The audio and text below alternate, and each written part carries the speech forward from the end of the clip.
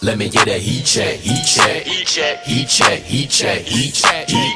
Can I get a heat check, heat check, heat check, heat check, yeah, heat check, heat check, heat check, heat check, heat check, heat check, heat check, heat check. Let me get a heat check, heat check, heat check, heat check. Hello, SML. Welcome back to Heat Check. I hope everyone enjoyed their Christmas, enjoyed their New Year's. We took a little week off, but we're back. We're excited to be back recording a new episode. I've been awake for a grand total of about 5 minutes here. So if I say anything stupid in our picks, if I say anything that Dookie would agree with, you know what happened. I'm joined here by my loyal co-host, the Mad Bomber. I'm joined by the Washington guy, Q Pierce. The new guy. We're excited to have you on. Thanks for joining us, man. How are you guys today? Oh, doing good. I'm doing really good as well. Thank you for having me. Glad to be on another show. Yeah, man, absolutely. It's been cool watching you kind of assimilate to the league here. You've been a fun player to watch. We played against each other. It was a good game. Definitely. Yeah. What are your early impressions on the SML here? Your first season thoughts? Tougher competition than I thought. I'm not gonna lie. In Primer, because not everybody, but what I heard, Primer had the talented pool of players, and Primer had the competitive players, and all this talk about Primer. And I'm not gonna lie, in Primer, I kind of ran. I didn't run through because a lot of my wins are always close wins, but I was 9-2 with the Lions, and the Lions are not an easy team to play with, or to win with, I should say. So the competition level, I'd say number one has surprised me the most because anybody can beat you on any given night, especially guys like Coop who showed that. And other than that, I'd say also the togetherness of the group. It's pretty cool to see how everybody kind of is so friendly and really cool with each other. Yeah, absolutely. I'd have to say the community for sure is my favorite part of the league. It's a ton of fun to be a part of.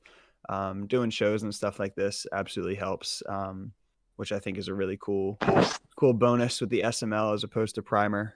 Enjoyed my time in Primer too. Mike does a great job running there. Big ups to him. But yeah, absolutely. You know, that's a new element of the SML. It's a ton of fun. We'll start a little drama.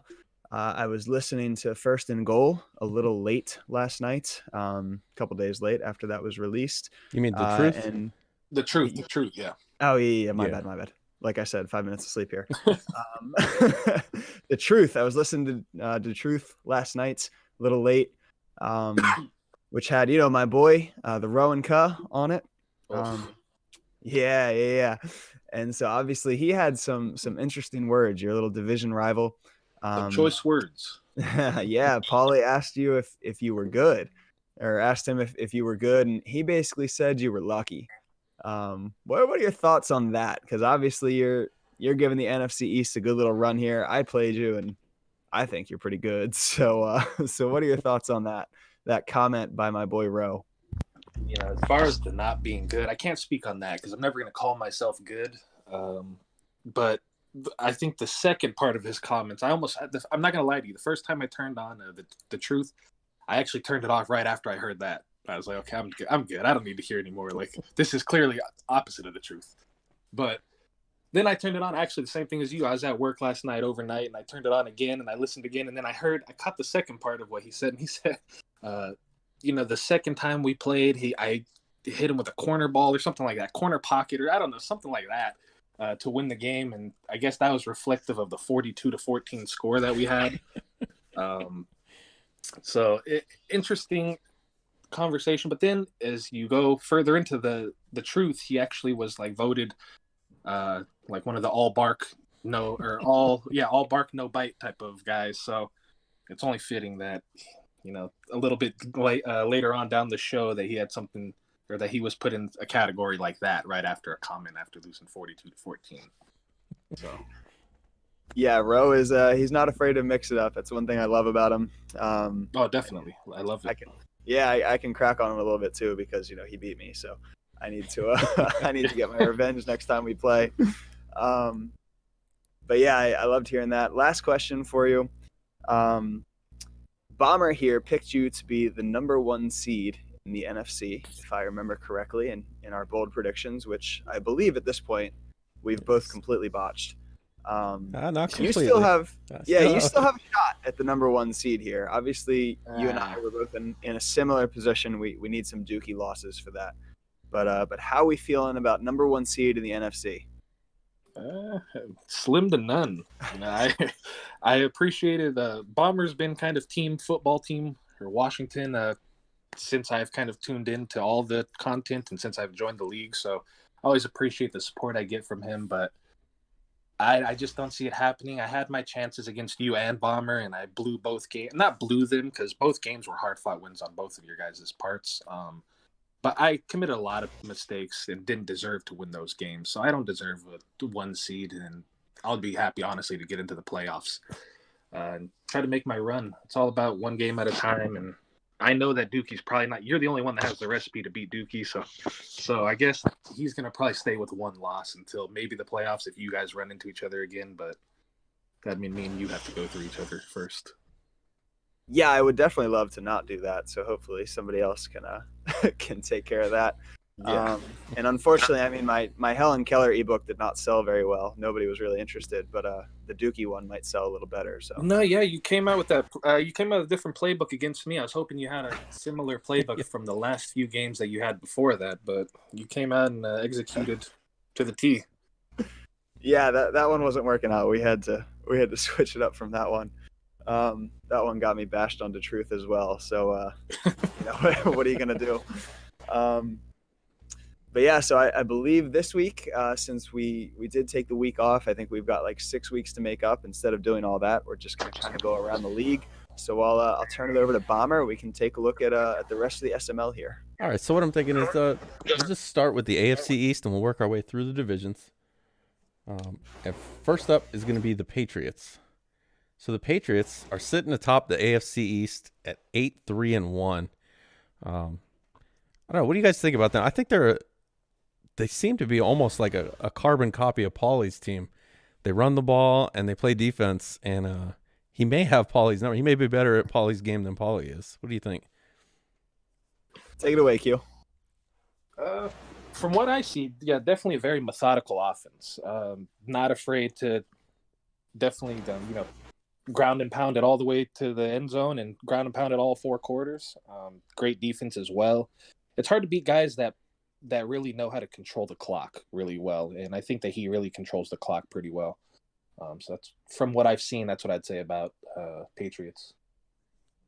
Yeah, I have to say, if I was in the AFC East this cycle, I would not have survived. It is painfully boring to play against. I don't know that I'd be able to do that, 6 times a season, because they all play very similar. Matt seems to have it somewhat down to a science. When I played him, I couldn't get a stop to save my life. Rashad Penny was just bouncing left and right. He was gone. Couldn't tackle the guy. I have Paulie coming up, I believe, in a week. I think I play Mike this week, and then I play Paulie right after that. And then I think Noel right after. So yeah. I'm not looking forward to either of those. And I'll have a better judge on the division after both those games. But yeah, I was a tough one, man. I don't want to see him again. So hopefully I don't say it for a while. All right, so coming up behind Matt, we've got Paulie 8-4. He's 1 game back of Matt. A little down year for Paulie, I guess. Maybe it's the schedule, but he's still 8-4. Going to make the playoffs. It looks like the playoffs are almost completely set in the AFC anyway. I think only that 7 seed is even up for grabs because Paulie with 4 losses, and I'll scroll down here a little bit. Yeah, well, he may have 4 games left. I take that back. He didn't play his recent game. So there's still a little bit of time to catch him, but for the most part, I think the AFC playoffs are set, and I think Paulie's going to be in there. Yeah, I'm sure he'll find a way to claim one of those last 2 seeds. I wouldn't be too worried about him. It does look like the division's probably going to be tough, just based on Matt's remaining schedule. All right, so next up is the Bills and Noel. Noel's 7-5. He's not even out of the division lead for the most part. I mean, he's got 2 games back. He's going to need a little help to catch up, but this AFC East is kind of, I don't know. I'm not ready to say Noel's back, and I'm definitely not ready to say that Latin Yanks is a good team. But I mean, they're playing better. I just want to see them play better when they don't have the Lions and the Steelers on their schedule. Although the Lions we'll get to a little bit later. But Noel could be back. He's shown before that he's definitely a playoff team, and I think this could be him turning it around. I just want to see a little more. Yeah, absolutely. All right, then we have the Jets at 5-7. Like I said, I'm not even sure what the Jets are doing down there. They got Aaron Rodgers, so maybe they can pull out a couple games. I don't think he's a playoff team anytime soon, but It's just going to be the defense for him. Yeah. I see, negative 115 points differential. That's going to be tough to overcome at any point. So it's really just the defense for the Jets there. and especially in that division. Like, Yeah. it's starting to come together, and that's not going to work out for him. Yeah, in that division, if you can't get a stop, you're not going to touch the ball for 40 minutes at a time. So that's that's a tough spot to be for him. All right, so moving to the AFC West, we have the 12-1 Broncos. There's not much we need to say about Dan, and I'm going to kind of skim through these top teams that are going to be division champs because we're going to get to them later, I'm sure, in the top 7 for each conference. But you got Dan 12-1. It's the same thing we've seen from Dan every season. Whether you want to call him the regular season warrior or whatever. I mean, he just won a Simbardi, but every season he puts together a season that's going to be a division champ minus that one with QB. So then we're going to move down. Surprisingly, we have ZZ and the Chiefs at 6-7. He's one of the few teams that still has an outside shot at the playoffs. I think that's pretty much gone now that he's got Prime up next, so he's not going to win that game. Or he already lost that game, actually. Yeah. And I think he's got another game with Mahomes sitting out. So more than likely not going to make it, but he's hovering right around that like 500, which was where he's been at for the most part of the last 2 seasons. Do you think he makes a playoff push at any time during this cycle? I would be surprised. I think if it was going to happen, it probably would have happened by now. Teams kind of start to catch up to the Chiefs just because of the salary cap situation. Obviously, you'll never catch up to Mahomes, but the salary cap situation prevents you from doing too much outside of drafting very well. I don't believe he's done that. No, I wouldn't say so. Yeah, so it gets easier to catch up to the talent on the roster. I don't think he's gotten any extra dev for some of the younger guys like Mecole or the younger guys on defense. So I think if it was going to happen, it would have happened by now, and I'm thinking it's going to be tougher in the future. Yeah, talking about ZZ's drafts, I want to say he drafted a running back in a first round and a receiver, or his 2 first round picks so far this cycle, and it's just, I mean, you're already have an embarrassment of riches at those 2 positions, and you're just adding to that while ignoring the defense. And I think that's going to be his downfall as the cycle continues.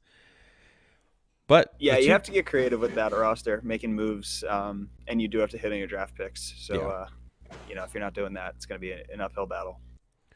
So the team behind him is the team that I thought would be kind of pushing Dan a little more, and that's Raiders and Future. Just last season we were talking about is Future back? He's 11-5. Is he back? And now he's 5-8, switching quarterbacks to a rookie quarterback, which, by the way, has an awful throwing motion. I ended up actually drafting this rookie quarterback. I drafted him, and I got rid of him. And he's got 93 throw power, which is nice, but just the weirdest delivery. And but he's sitting at 5-8. He just lost to Dan like 42-17. I don't know if he's tanking at this point, but it's not looking good in Vegas right now.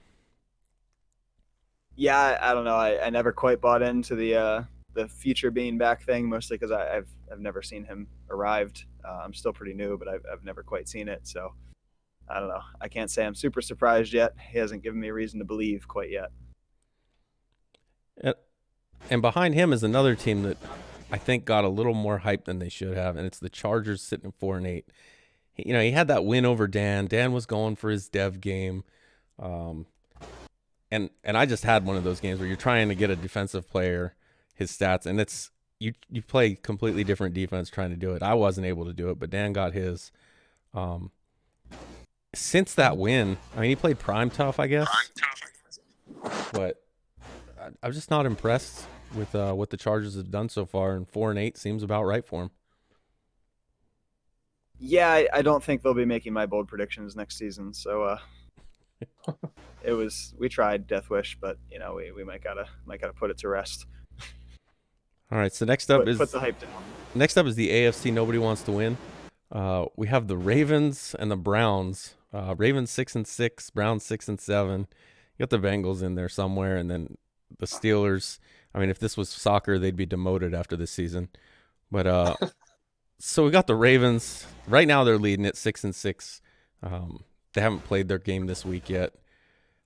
I don't know with this whole division, but Ravens, it seems like you get two different MYTs. He'll come out one game, he'll play really well, and looks like a team that could compete even in the playoffs, win a couple games, make some noise, and then he'll come out other games and just look completely flat. So I'm not really sure what to make of this team. I don't really want to face him in the playoffs because I don't know which MYT I'm going to get, but and really that's the whole AFC North minus the Steelers, who are very consistent. Yeah, I mean, this is my favorite division in the SML personally. You never know what you're going to get. It's a blast to watch every week. Two-step man, you're hurting me. The dream's still alive. We're only 2 steps back here. But that defensive point differential's got to get a little better here. Negative 148, it's not going to do it for us. No. So then next up is the Browns. Browns 6-7. He's going to need some help from the Ravens there. Same thing. Woods, every time I've played him, it's been a tough game. And I don't know if it's just I'm the only one that has problems with Woods or what's going on, because he's sitting at 6-7. And every time I play him, I feel like he should be a team that's consistently at the top of that AFC North, but that just isn't reality. Woods, at this point. The other night, Woods could have had Dookie on his toes. Mm-hmm. He kind of did a little bit, but unfortunately fumbled it away because, again, nobody turns on conservative, and it baffles me. But, there's definitely still some potential there. We got to see it come together for more than a couple quarters at a time, but there's something there. All right, then we have two-step and the Bengals sitting at 4-8. Still down season. Maybe it's a little bit of the Faz curse. Killing me. Just absolutely lighting the league on fire with interceptions, though. I think he's almost doubled up the second guy with Burrow's interceptions. So he ain't afraid to sling it. He is not afraid to sling it at all. But when you're only putting up 14 points per game, maybe you should probably sling it less. Yeah. And then there's KJ. He's got 11 points per game he's scoring. He's given up 32. He's 0-12. He might end up going 0 in the next 100. I watched a little bit of the last game, and it was painful to watch. I had to turn it off. I just don't see anyone in the league that he's going to beat at this point. I don't know if he's in his head too much now. I mean, he's switching to a 63 overall quarterback. You just traded for Daniel Jones, and you're 12 games in and already bailing on him for this 63 guy. It's not Daniel Jones. It's not the 63 guy isn't going to magically turn it around for you.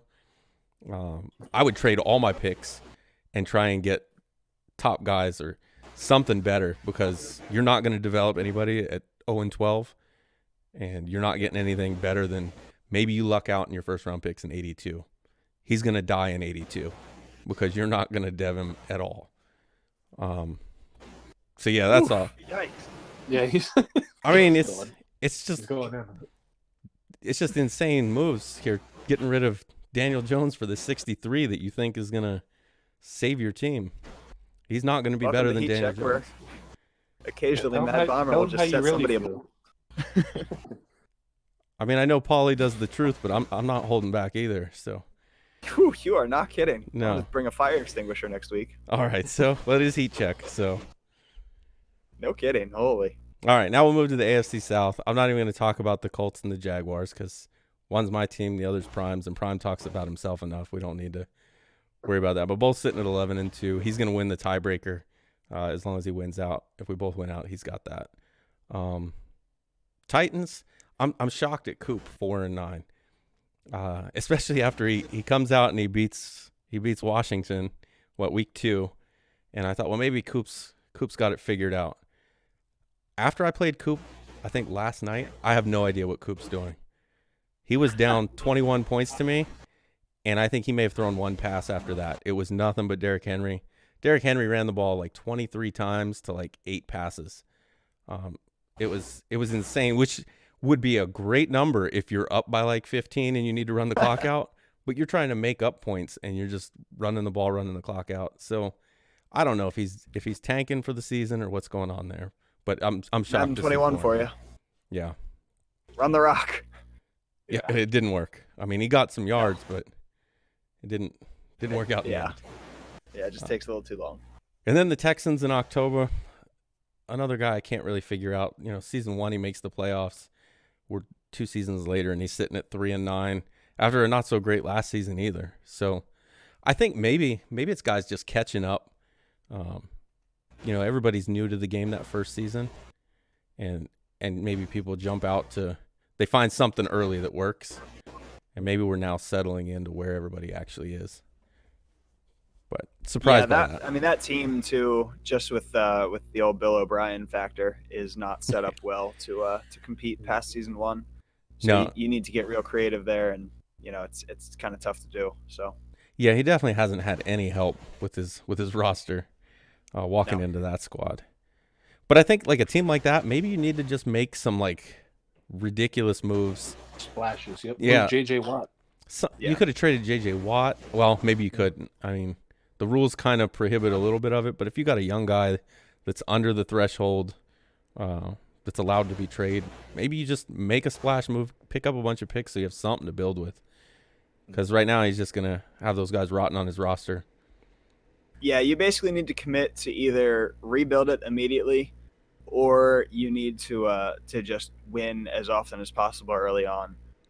That's basically the choice that the Vikings leave you with too. And I just decided that we're just going to see what happens in a few seasons. But yeah, that's where you are with the Texans, and your best shot at winning is cheesing the heck out of Deshaun Watson, which I don't believe that he's doing. No, not at all. All right, so that's going to do it for the AFC. We'll now move on to the NFC, and we're going to start with the NFC East, which, you know, early, I think it was in the offseason, I called them the worst division in the game or in the SML. And, I mean, they had, you know, playoff team was 8-8, which I think the teams in the AFC North right now would kill to be 8-8. But it's definitely turned it around. Not with the guys on top that you would think, but you know, you got Washington sitting there 9-3. Somebody predicted them to be the number 1 seed, so somebody did see that coming. I can't remember who that was offhand. I'll check my notes. Yeah, but you know, we'll skip over Washington for now because I am very confident they'll be in the top 7. And then we have Rowanka and the Giants. He talks a lot, but he's sitting at 9-4 right now. He's not even out Playing of the much better division. this season. Yep, playing much better this season. Definitely surprised me. He's on The like big thing I 16. noticed about him the last couple, his defense is starting to play. He just won a, what was it, the Player of the Week, and then he just now beat Figs. I think he gave up 3 points. He's probably going to win his 2nd Player of the Week. So his defense is actually coming together, and that with that offense that he's had, I think that could make him a little scary. I think I saw in GroupMe, he said that he finally started picking his defensive plays by formation instead of just whatever Madden suggested. And if that's the case, that will definitely do it. Yeah, that wouldn't hurt. So I think the mystery of Rowan's defense is, you know, getting pieced together here. Yeah. And then at 3rd in the NFC East, Graham's at 5-8, just lost to the computer. I don't know if he's tanking or if that was a legit loss to the computer. He was only 1 game out of the playoffs, so I tend to think he legitimately lost to the computer. But He was probably sober. Drunk Grams is the move. that's true. what learned. I have heard drunk Grams is better. Meats will attest to that. But yeah, I don't know what's going on in Dallas. And he's talking about Not drinking enough. Yeah. He's talking about got to build his team or fix his team. You got Dak, you got Zeke, you got Amari Cooper, you got CeeDee Lamb, you got he doesn't have Gallup anymore, but you got that offensive line. I don't know what more you're going to build. You're not getting anybody better than those guys. So offensively, I don't know. Maybe he's working on his defense, but you just traded Van Der Esch. That's kind of the opposite of building your defense. So I don't 5-8. I think he's going to struggle to get to 8-8. But that one surprises me. And then the Eagles at 3-10. One of those was the computer winning.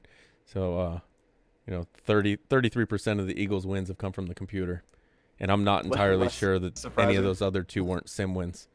So, and that's one that's, everybody was all about Chris after the preseason tournament, and then he had a decent start to season 1, and then it's been completely downhill. Now the Eagles aren't a great team for moving forward, but yeah, they just die so fast, and just no money. As Q will attest, though, your team doesn't necessarily always have to hold you back. 9-2 with the Lions is pretty impressive. Yeah, very true. All right, so This is mine. Go ahead. No. Go ahead. Okay, so now we have the NFC West, and again, a little bit of a surprise at the top of the NFC West is dumping the 49ers at 10-3. Finally, seems like he's not trying to stat pad his quarterback and dev him up, and he's leaning on the run game, which is working exponentially better than last year. And I am terrified. Yeah, run game is tough. If you can't stop the run, it's over. Because there's not many fumbles. I mean, as much as everybody talks about Dookie with his fumbles, it's not that many. So if you can run the ball consistently and get first downs, that's going to do it for the other team. Then we have the Cardinals. Meats, kind of a down year for Meats as well, 8-5. He's had a tough schedule.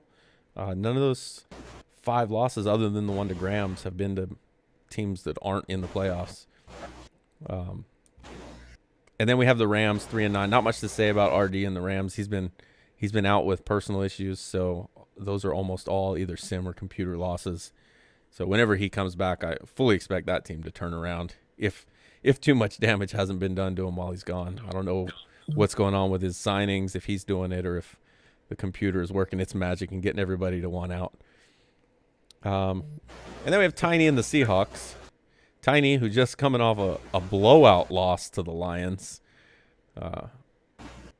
Traded DK Metcalf earlier this year, and now he's putting up 22 points per game. I would imagine you'd rather have DK Metcalf back. That Bobby Okereke isn't really helping you much when you're giving up 28 per game. So I don't know what his picks turned out as, but that was a dumb trade. Yeah, I think we've harped on that one quite enough, poor guy. But yeah. it definitely has not. Maybe I'll worked give out. that up next cycle. Maybe not. Probably not. Just hopefully he doesn't get like a young, like generational talent superstar. Yeah, or you might as well just give him right to prime. And yeah, the just worst part hopefully is he doesn't take a team with that. The worst part about that trade is Prime not only raped him, but made him feel good about it. Like Tiny legitimately thinks he got a good deal. Like he doesn't think he got raped at all, which is like the worst kind of rape.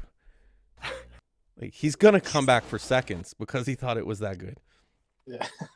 So hopefully, yeah, we hate to hear all this. Hopefully somebody can talk. Especially after like I came into the league. I think I was in the group me for 4.5 minutes, and I got like 6 PMs. Don't trade with Prime. Don't trade with Prime. Yeah. Don't trade with Prime. I was like, okay. And sure enough, I see this. I'm like, oh, I get it now. Yeah, it's because you didn't have anybody good enough. Hey, you're not wrong. You don't have I a could have DK traded Justin Metcalf. Jefferson. Yeah. Yeah, he's not Metcalf, but he is pretty good. Oh, I'm sure he That's was going about for it, though. Jefferson next. Yeah, right. All right, so then in the NFC North, we've got the Vikings. We know about you. Figs and the Bears, 5-7, and 1. And 1. He tied the Patriots. Figs is one of those teams that I can't figure him out. He'll go out, he'll play good against somebody that's really good, and then he'll go out and get blown out to somebody else. Put up 3 against the Giants. I mean, Rowan's defense is coming along, but 3 points, come on. After having 52 on Mike, I think the week before. Yeah, like it just. Yeah. It doesn't. I don't know if he's got somebody else playing for him half the time. I know he's got a tough work schedule, but it's so just lopsided the difference in the performance from game to game that I don't know what's going on there. And that's another team that's not getting any younger, so he's gonna have his hands full when he starts losing defensive pieces. Then we have Mike and the Packers. Mike uncharacteristically not at 500 right now, so hopefully he can catch up and get to that 8-8. He's gonna have to do a little better in the last couple games to offset his 5-7 record, but he should get back to 500, I think. And then the surprise team from this week, anyway, the Lions, sitting at 2-10, but they're on a 2-game winning streak. One of those games was against Pauly, and then the other was against Tiny. And had Rowan not only allowed 3 points to the Bears, we could be looking at the Lions as the player of the week, only giving up 7 points. We've talked about him before, how he's not that bad. He just can't seem to put a whole game together without getting in his own way. But these last 2 games, it looked like he's starting to come around. And Faz over there sneezing. Appreciate the mute. Yeah. But Allergy attack setting in. what do you think about the Lions? Just waking up thing is not great. He's actually played you fairly close. He has. He's another offense that can take after. He could slide into the AFC East pretty well. Runs the ball, quick passes. That ball can be out of his hands like before you even have a chance to control your user at times, which is nice for him because it doesn't give you much of a chance to read the play and make any kind of jumps. When it gets him in trouble is when he throws it regardless of the coverage, and sometimes you're standing right there already. So that's really what his game comes down to, is limiting those plays. But if he's taking his an extra second in reading the field, running the ball well, he can definitely sneak up on you. Defensively, he gets hurt. He doesn't offer much defensive opposition. But the offense can surprise you and move the ball on you. So Tiny came into chat after just getting absolutely taken out behind the woodshed by the Lions. And he said, watch out for Hova. He's figuring it out. Do you think this 2-game stretch is something to watch, or is it just kind of coincidence or just luck? I could definitely put it down as something to watch. I don't know that it's going to develop into, watch out for Hova for the playoffs next season. I don't know if you need to put him in your bold predictions quite yet. But I do think that if he starts playing a little smarter and he sticks to this offense that he showed me last time we played, I do think that he could, make a push to absolutely. I mean, the division has, opportunities. Obviously, we're looking at 5-7 and 1, and then 5-7, so that he could climb in the division. I think playoffs will still be a stretch, but I also don't think next season we'll see him, at 2-14 like we have in the past. So Yeah, I think there's definitely room for growth here. Yeah, I think you're right there. I could see him. I think he caps out at about 8-8 with that roster, and just from what I've seen of him playing, I think he's an 8-8 player with a better roster. So yeah, the roster will definitely hold him back, especially on the defensive side of the ball. Not a lot of playmakers. I don't think Okudah has developed into anything too special. Next to no pass rush. The offense has some weapons with Hawkinson and Galladay, and some of the running backs can move. But yeah, I do think the roster will hold him back from serious playoff contention. yeah, he's another one that he let Stafford walk. Stafford was a little expensive probably for his team, and getting older by the time any of his younger guys develop into anything. But we'll see how he does. For a team that's not competing, Stafford is not the move. But all right, so moving to the NFC South, we have the Buccaneers, and then we have the Panthers at 6-6. Kind of, I don't know. Maybe it's because Royce only logs into his PlayStation once every 3 weeks. But I didn't expect to see Royce sitting at 6-6. He's generally, fairly solid lock to make the playoffs, and then this year he may not even make it. I'm not sure what the issue is either. Just doesn't seem to be able to. He doesn't have that explosive offense like he did. You don't see McCaffrey anywhere in the leaderboard right now for stats, and his defense still giving up 25 points per game, and that's quite a few. What do you think's going on with Royce? yeah, the defense. I mean, in any of the games I've played, the defense is absolutely what holds him back. And then obviously, as the game goes on, people start to figure out a little bit more. The run is still incredibly difficult to stop, but I don't think it's quite like, cycle or season 1 where like you didn't have a clue. and McCaffrey could go for 200 a game, and it didn't matter. He's not Derrick Henry. He doesn't have the size. So I think that's the lack of a very, downfield passing game is probably what's gonna hurt. And then if any of those games are, again, because you just don't know about his activity, if those are AI games, if there's forced losses in there, and it gives you 2-3 extra losses on a season, that's hard to bounce back from. Yep. And then another surprise team, the Falcons at 4-8. I mean, based off of this cycle, it probably shouldn't be a surprise, but I know when I came into the SML just at the end of last cycle, Lawyer was making noise in the playoffs, and now to see him 4-8, kind of surprising.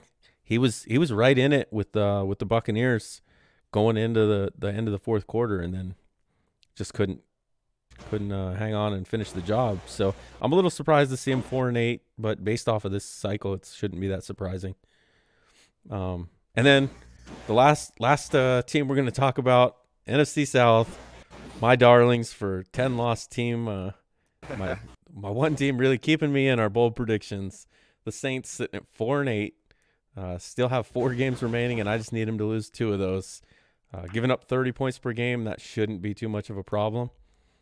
Should help. Yep. So help you at least, not him. Yeah, unfortunately, I don't have his second-round pick this year. I had it last year, but that's probably what's given him the motivation to lose those 10 games. Oh yeah, it's just a brutal schedule too. Rams, Ravens, football team, and Bucks.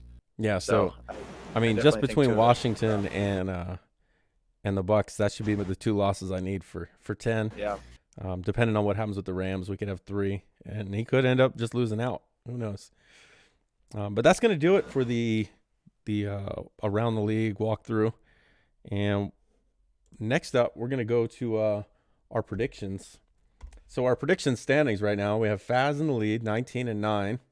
I'm sitting behind him at 18-10, and then our guest picker made up a little bit of ground last week, sitting at 16-12. They're gonna look for Q here to kind of finish up that comeback and get back to being competitive in the predictions.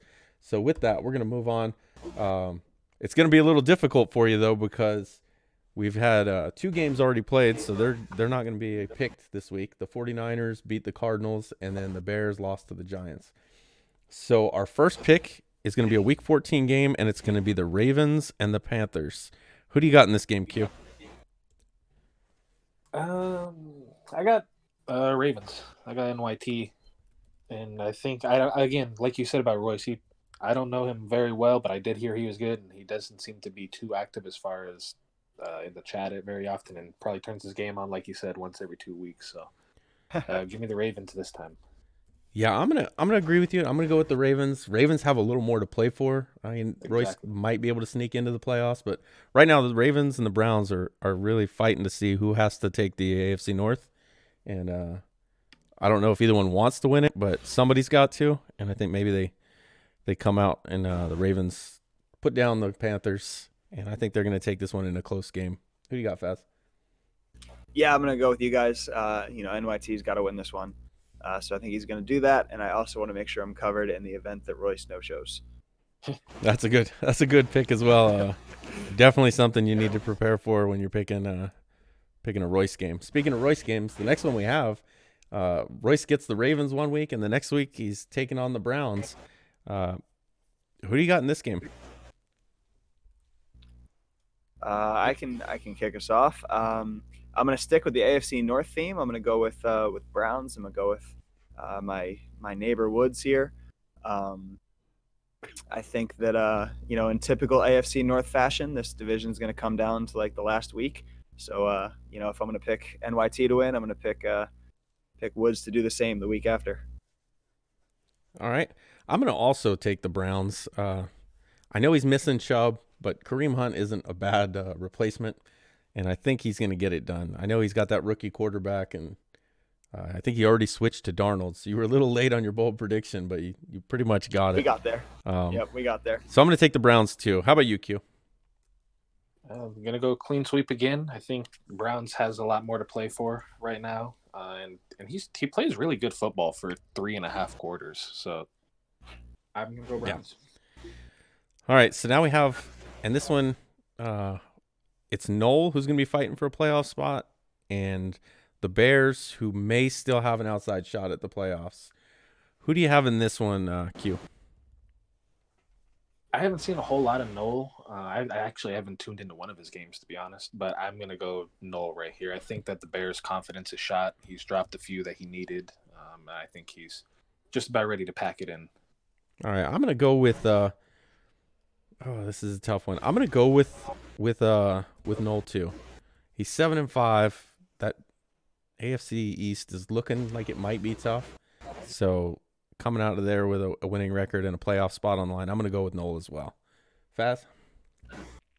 I'm going to break the trend here. I'm going with Figs, my AFC North bro. Literally just because both of these teams are unpredictable. Noel seems to go up and down. Figs does the same. Gut feeling, Figs has a good week. Noel's a little off, and Figs takes the W. All right, so we've talked about the Browns playing the Panthers. We talked about the Ravens playing the Panthers. Week 16, the Browns and the Ravens are going to play each other. Who do you got in this one, Faz? Ooh, tough one to call. Could go either way. I'm going to go Woods. I like what I've seen out of his game in the past few weeks. He seems to be coming in a little more consistent, a little better, maybe. Tough to tell with that AFC North, but I'm going Woods here. All right, I think I'm going to go Woods as well. NYT is going to be coming off the COVID list, and we'll see how that affects him. It seems like it's okay right now, but you never know. So I'm gonna go with the Browns just in case. Q, what do you think? I think the guest picks aren't going to be too far off of your guys' records after this episode, because yet again, I'm going to agree with you guys and piggyback right off of everything you guys said. All right. Another Week 16 game. This one kind of been looking forward to this game. It's going to be Prime against Rowan, and Rowan has done nothing but take shots at Prime all season, probably even all cycle if you were to look back at it. And this time he finally gets his chance. They meet up. Rowan's already talking about, I'm going to be resting, guys. If you rest, guys, after everything you talked about Prime, you are a joke. You keep your mouth shut the rest of the cycle.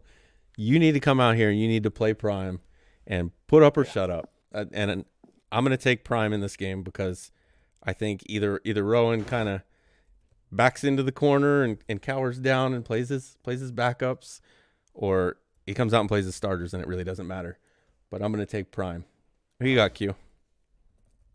Yeah, give me Prime. I think that he's been a little bit more silent than he probably would like to be about the situation, and I think that's because he wants his game to do the talking. And I think that he's going to try to probably put up a 50 burger on him. Oh, absolutely. I could leak DMs right now. All right, Faz, who you got? Yeah, I mean, I'm hyped for this one. It's going to be a ton of fun. I'm excited for all the posts about how emotional it's going to be. I'm expecting at least 2 hype videos. There's going to be a lot of build up here. I think Rowan throws a pick, and then I think it snowballs, and then I think he starts pressing, and then I think Prime blows him out. Yeah, I could see that, absolutely. All right, so Week 17 has 2 pretty intriguing games. The first one, this could have quite a few playoff implications. You got Dump, who is trying to win the NFC West, and then you have Dan, who, as long as everything plays out as it should, he's going to be looking to hold on to that number 1 seed in the AFC. So who do you have in this game, Faz? Well, let me tell you, I know a lot about losing the 1 seed in Week 17, experienced in that realm. So, it's no easy task, especially going up against Dump and that crazy Niners run game at the moment. If there's one person that I'm confident in stopping the run, it is Dan. There's a reason that I came out in the second half throwing the ball of the Super Bowl there, as Paulie has continued to remind me ever since the game has ended. I'm going to take Dan in this one, but I think it's going to be close. All right, Q, who do you got in this game? I'm going to try to go with the upset. I'm going to, just because it's a top NFC guy, top AFC, and I have to try to stay true to the NFC right now. So give me the upset with Dump. Hopefully Mostert goes for 200. But then again, I need Dump to lose, so this is a weird pick. Yeah, I'm gonna go with Dan. I want to see Dump win against some of the better guys consistently. Now he did beat Meats twice, which coming out to start the cycle, he talked about I'm going to beat Meats, and then he just got blown out. But he's starting to turn it around on offense. His defense is still not one of the best in the league, and Dan may be able to exploit that. So I'm gonna lean towards Denver. Dan's got a lot to play for if that 1 seed is on the line. So I expect Dan to come out and win that game. All right, and our last game, and this is going to be another one where Prime maybe created a little hype for it early in the cycle by saying that the AFC South was a better division than the NFC East, and Graham's chimed in with his thoughts, and Prime said, we're gonna win the season record. I'd have to look, but I think we need Prime to win out against the Giants and Dallas in order for that to be true. So I don't think Prime lets off the gas, even if he has nothing to play for this week. I think he's still gonna give it everything he's got, and I think he's gonna end up beating Graham's. Who do you got, Q? Yeah, I got Prime as well. It's hard to bet against Prime, to be honest, every week. So, all right, Faz, who do you got? I'm gonna go Grams. Don't know why. Graham seems to, I want to say rise to the occasion, but that's kind of not true either. So I don't really know what it is, but I just feel like Grams is a guy who can come out with surprising good games, and really shock you in that. I think it could be me taking out Prime, blowing my 16-0 prediction. Now I'm pissed and gonna go against him for one pick after picking him literally all season long at all times, regardless of situation. But I'm going Grams here. I'll give you a chance to crawl back into the standings here, Bomber. All right, the super legit official standings. All right, so that's gonna do it for our predictions, and obviously the way we end every show is with our top 7. So we're gonna have our AFC and NFC top 7. We'll kind of keep this one, I think, a little shorter than usual since we've already talked about some of these teams. But let's start with your AFC number 7. Who do you got? Number 7, hyped him up in the picks here. I got Woods, Cleveland Browns. No one seems to want to win the North, but I don't know. I've got my money on Woods doing it. I think he's played tight enough against some tough teams. I think he can get some wins down the stretch here, and I think he locks up that title and earns this number 7 spot. Yeah, he's got a top 6 offense and defense. He's got a big win over the Finns, and I think really the thing holding him back though is going to be that Chubb's out. Hunt's not bad, but he doesn't have the abilities and X factor like Chubb does, and I think that may hurt him. So my number 7 in the NFC, and this is more a reflection of the rest of the NFC. I have the Lions at number 7 with Hova. They've got back-to-back wins over Miami. We did it, NFC North. There you go. Back-to-back wins over Miami and Seattle. He missed the first 3 or 4 games. It wasn't even him that was playing those, so he may actually have ended up with a better record. But the remaining schedule is where he's really going to make a believer out of really anybody in the league. If he can come through this last 4 of Washington, Dallas, New England, and Chicago with even 2 wins out of that, I'd be willing to put him near the top 7 next year. But this is more just a reflection on the rest of the NFC. I went through, looked at the teams fighting for that 7 spot, and there was nobody standing out. Everybody with just bad losses. I'm putting Hova there. He's on a roll right now. If I had to pick 7 teams in the NFC, he might be the number 7 team that I would pick. Gonna miss the playoffs. Honestly, that's me with everybody after 3 in the AFC. It's just a whole mess of a couple nice wins, a couple bad losses, trying to just figure it out in between. Yep. With that said, at number 6, going and will be staying in the AFC East for a little while here. I've got Nolan the Bills. I'm not fully bought in, but he does have some nice wins on the season. Cleveland, Baltimore. He did split with Matt and the Patriots. So maybe a little hype there, get the team rolling. We'll see, but I've got the Bills at 6. Yeah, he's got 9th ranked defense, so he's playing good defense, which to me, playing the defense, that's going to be what allows you to move along in the playoffs and late in the season. Is you got to play defense. He does have those good wins, like you said, but to me, I feel like he'll probably get the playoff spot, but it's tough to get an idea where Noel is right now because he hasn't really had to play a tough schedule for the most part.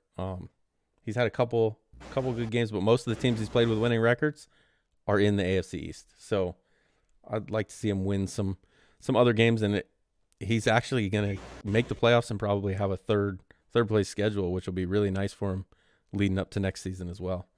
But the playoffs is where he's going to make a believer out of me. All right, so coming in at number 6, I've got the Giants and Rowan, and I made this list before the game he played today. I would probably bump him up to number 5 ahead of the guy I have there right now. He's got the 9th ranked offense. After that game, he now has the 11th ranked defense. He's beat Minnesota. He is only 3-3 in the division, and a fairly easy schedule has helped him out. But I think he's starting to get hot at the right time. So I have him at number 6. Yeah, so I'm staying in the AFC East. For rank number 5 here, I've got Paulie. A little bit of a slip. I believe last time we did this, I had him at 3 or 4. Yep, you had him at 4.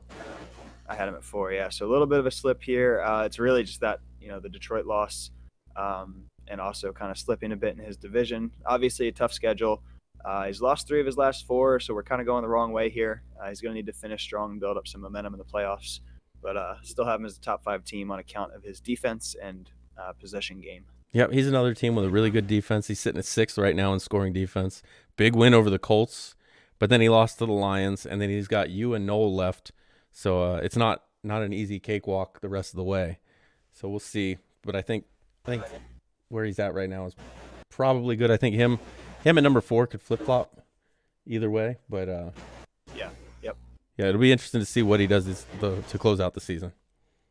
All right, so number 5 in the NFC, I have Meats and the Cardinals. Meats right now, he's got the 3rd best offense and the 12th ranked defense. He's had a really tough schedule. His losses are to Tampa Bay, Denver, San Francisco twice, and Dallas. And he's still got the Vikings left.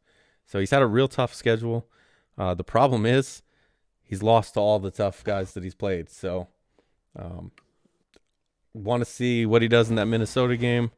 But I'm sure you're not looking forward to him winning that one. So it'll be a fight, I'm sure. Yeah. The thing with Meats is that his offense doesn't have a ton of variation to it. So I think some of the teams who have seen him a couple times in the NFC are starting to figure it out. I noticed it a little bit with Dump that he seemed to be prepared for everything Meats wanted to do.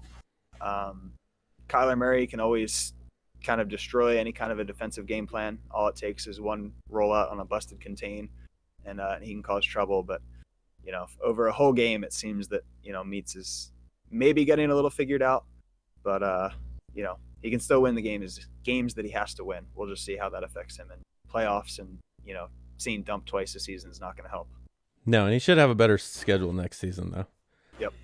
Yeah, all right. No doubt. So who is your number 4 in the AFC? Number 4 finishes out our run on the AFC East here. I've got the division-leading Patriots. Big wins. He's taken, he took me out. He's beaten Paulie. He took out NYT. The rest of his schedule is extremely easy, which I try not to factor too much into my ranks, but you can't ignore it in this case. He started to really hit his stride with that ball control offense, which is tough to stop. So I think he's edging up closer to that elite tier of the AFC. Yeah, he's top 4 in defense, but he's bottom 5 in offense. And it ain't pretty, but it can work. It works though. And everybody talked about, he was good when he came into the league, and we didn't really see it right away. He didn't really have much to work with the Patriots, and I'm not sure he does now. But he's making the best of it, and it looks like he could very likely end up winning that AFC East, because his schedule is much more forgiving than Paulie's right now to close out the season. So I could definitely see him winning that division. Yeah, it'll be interesting to see what happens if he does get a first place schedule next season. Yeah. It'll be interesting to see how that offense stacks up against the winner of your division. He'll have Dan. So we'll see how that plays out. But for now, it looks good for this year.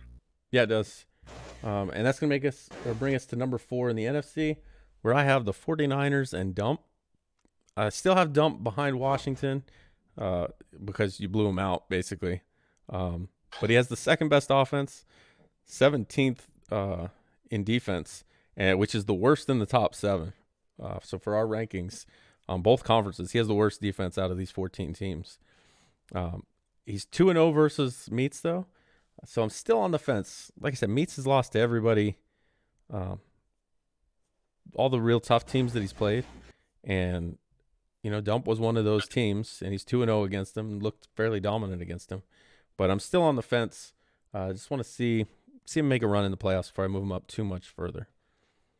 Yeah, it just comes down to consistency with him. That's really all it is. And decision-making is the big one. Yep. All right, so you're number 3?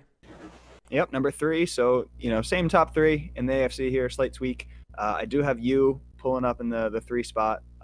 Really, it's just the 2 losses to both to Prime is what dogs you here. I think even if you split that series, I can have you in the top 2. But, I think the 2 losses brings you down a spot. You have had a couple nail biters. You're getting down early. It hasn't hurt you yet. Yeah. It's been an interesting little run for you here. Yeah, I definitely feel like I've done better of not letting that early deficit get to me as much as it did in seasons past. Yeah. Yep.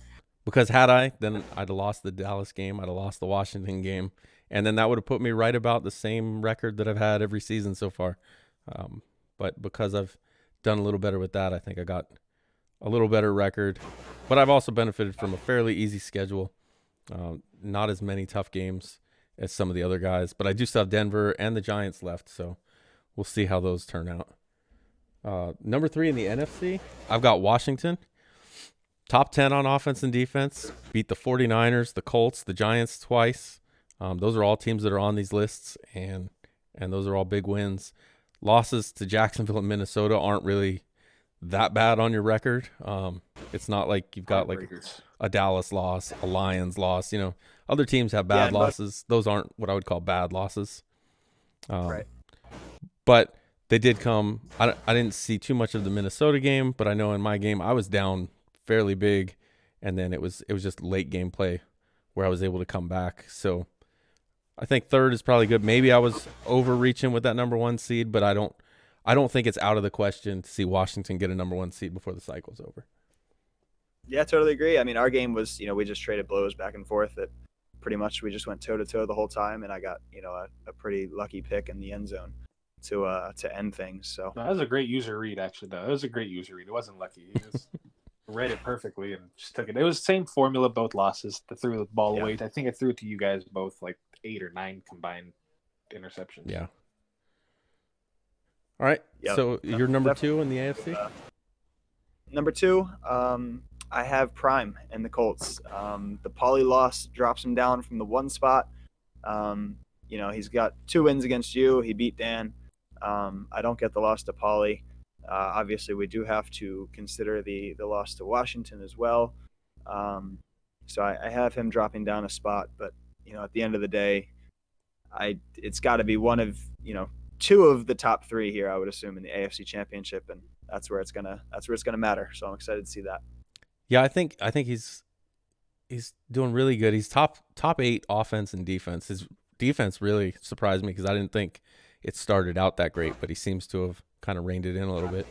And really, minus Rowan in those last couple games, he should coast through it. He should probably coast through Rowan as well. But yeah, I think 2 is a good spot for him. Even though he did beat Dan, he's shown that he can be beat. Washington beat him. Pauly beat him. The Titans almost beat him week 1. And then the game with Deathwish. Deathwish was actually probably should have won that game, but he just couldn't close it out. So number 2 is probably good. All right, my number 2 team in the NFC is going to be the Buccaneers. Top offense in the SML, 10th in defense. His yards, so 10th scoring defense, but the yards allowed is all in the 20s. So it's kind of a bend but don't break defense. He relies heavily on the turnover. But he's 5-0 against San Francisco, Arizona, and Carolina. So he's still got not really the toughest schedule left and should have the number 1 seed locked up. But he did have that loss to the Vikings. That makes 2 losses to the Vikings the last 2 times he's played him. So for that reason, I've got him at number 2. Okay, and that'll take us to the number 1 spot in the AFC. We've got the reigning champ back in the driver's seat. 1 loss only to Prime. I think, again, Prime's Paulie loss kind of let Dan slide back into the 1 seed here. 2 big games coming up. He's got the Chargers coming up, and that's not one of the big games. But then he's got Bomber, and then he's got Dump in Week 17. A loss in either of those games could open the door for another shakeup at the top. But for now, I've got Dan in the driver's seat of the AFC. All right. Yeah, I can't really disagree with that. Like I said, he's only got 1 loss. It was to Prime, but Prime's got 2 and a couple other games that could have gone either way. So I think that's probably a good spot for him. And he's the reigning Super Bowl champ. So that's going to leave my number 1 seed, obviously, is the Vikings. And you have a top 8 offense and defense. You have the number 2 defense in the SML behind only one other team, which I can't remember who they are. But, that's right. It's Jacksonville. But you did have back-to-back losses. But, I mean, you get in ruts, and then clearly you figured out your offense because you've rebounded for that with wins over Tampa Bay and over Washington, both of which are the 2 teams right behind you on this list. So I think it's pretty obvious that you were the number 1 pick in the NFC. Yeah. But that's going to do it for this show. I don't have anything else unless you do. But Not really. I have a requested shout out from an AFC North compatriot, Mike FML, playing tomorrow. Should be around 4 Eastern, I believe. Come check out the new and improved and developed Jordan Love. Should be a pretty good game. And other than that, that's all I got for this week. all right. Go back to bed. So Q, thanks for being with us. Enjoyed having you. Thanks for having me. Hopefully, maybe now at least half the league will know what your name is, and you'll stop being the Washington guy. But It still flows well. I'm starting to embrace it now. Hey, that's there you fine go. here. You might even want to just change your PSN to the Washington guy. Just know you got to change it again after the cycle. But Yeah, exactly. definitely appreciate you having you on, and look forward to seeing it's a you blast. on more of the shows throughout the SML. Thanks for having me, and I look forward to being on more of them. Sir. All right, guys, this has been Heat Check. We'll see you next week. Later.